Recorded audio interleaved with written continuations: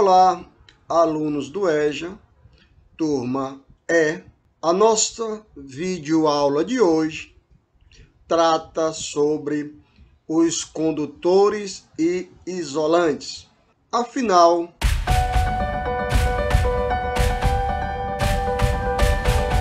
acredito que ao final desta videoaula, cada um de vocês saberão a resposta e como isto acontece. Condutores e isolantes são materiais que se comportam de maneira oposta no que diz respeito à passagem de corrente elétrica. Enquanto que os materiais condutores permitem a movimentação de elétrons, os materiais isolantes dificultam esta movimentação, ou seja, a passagem de corrente elétrica. Em resumo, materiais condutores permitem livremente a passagem de corrente elétrica, enquanto que os materiais isolantes bloqueiam essa passagem. Não há movimentação de carga elétrica. Primeiro, é preciso que o aluno entenda como se comportam os elétrons em relação ao seu núcleo atômico, pois os elétrons, eles têm uma rota, eles orbitam em torno deste núcleo em alta velocidade. E esses elétrons participam de camadas que são denominadas ou são nominadas por KLMNOPq. Cada camada dessa comporta um número de elétrons, ou seja, a camada K comporta no máximo 2 elétrons. A L é 8. A camada M comporta até 18 elétrons. N32, AO também é 32. A camada P, 18 elétrons. E a camada Q, no máximo, 8 elétrons. Portanto, a camada Q é a que está mais afastada do núcleo atômico. Portanto, existe uma ligação mais fraca entre os elétrons que estão na camada Q, mais afastada do núcleo. A ligação é muito mais fraca, por exemplo, do elétron que está na camada K, que é a mais próxima do núcleo. A camada L já é bem forte essa ligação. Percebe? Quanto mais afastado as camadas de elétron do núcleo atômico, mais fraca é esta ligação entre os elétrons daquela camada com o seu núcleo atômico.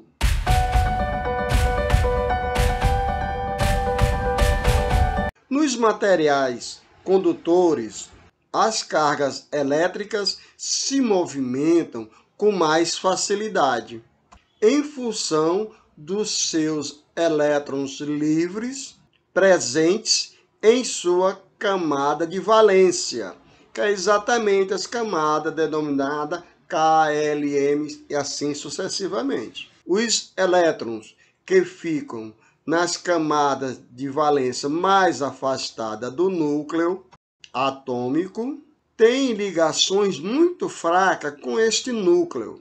Assim, estes elétrons têm tendência de serem doados, movimentam-se, espalham-se, facilitando a passagem da eletricidade. Nesta movimentação, os elétrons podem passar até para outros átomos. O átomo que recebe elétrons fica carregado negativamente, chamando-se então ânion. E o átomo que perde elétron fica carregado positivamente, denominado cátion.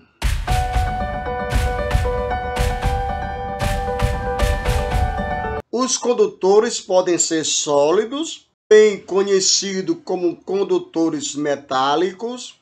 Estes possuem elétrons livres. E como esses elétrons não têm uma conexão forte com seu núcleo atômico, o resultado é uma condução veloz.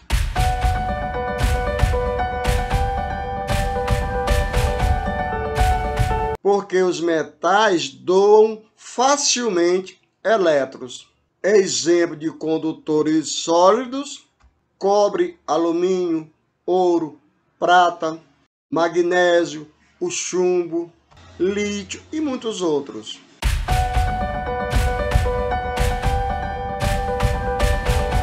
Os condutores gasosos também são chamados de terceira classe ou de terceira categoria.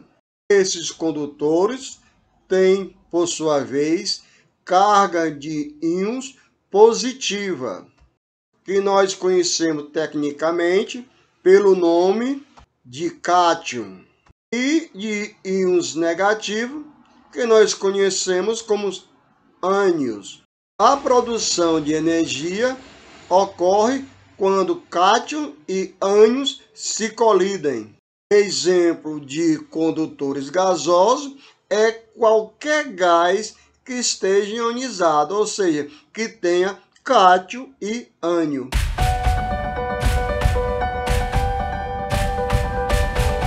Os condutores líquidos, também conhecidos como eletrolíticos, geram corrente elétrica quando os íons positivos, chamados cátions, e os íons negativos, os ânions, percorrem sentido discordantes.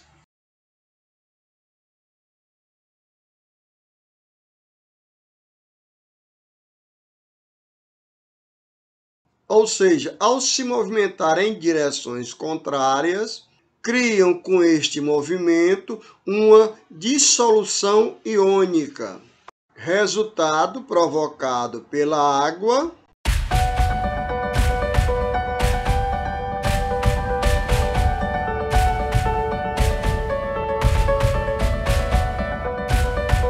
Exemplos de condutores líquidos: sódio, potássio, cálcio e outros.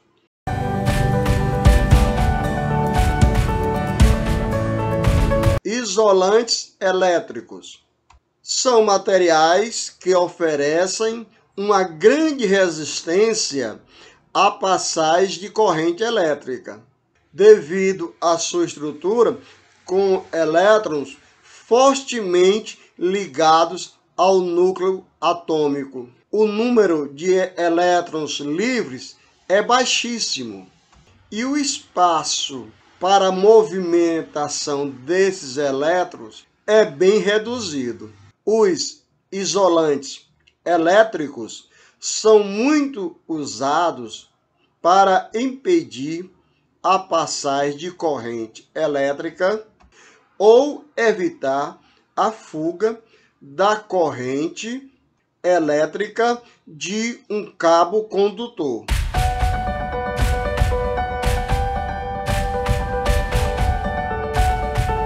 Isolante térmico são materiais que oferecem muita resistência à passagem de temperatura.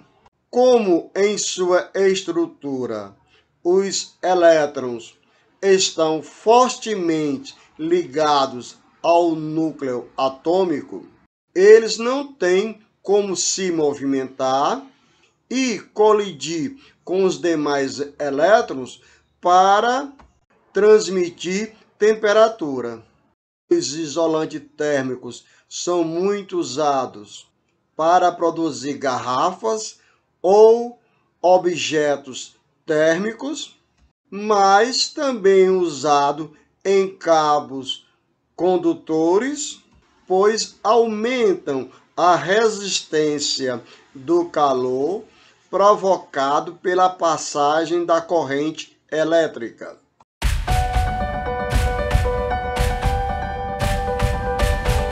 são exemplos de materiais isolantes elétricos: cerâmica, vidro, borracha, plástico, óleos, isopor, madeira, acrílico, entre outros materiais. Exemplo de isolantes térmicos são a madeira, o isopor, lã de vidro, cerâmica, terra, entre outros. Bem, alunos do EJA, turma E, é o que tínhamos para hoje. Este vídeo está todo baseado no slide que já foi enviado para vocês. E resta agora bom estudo. Até mais.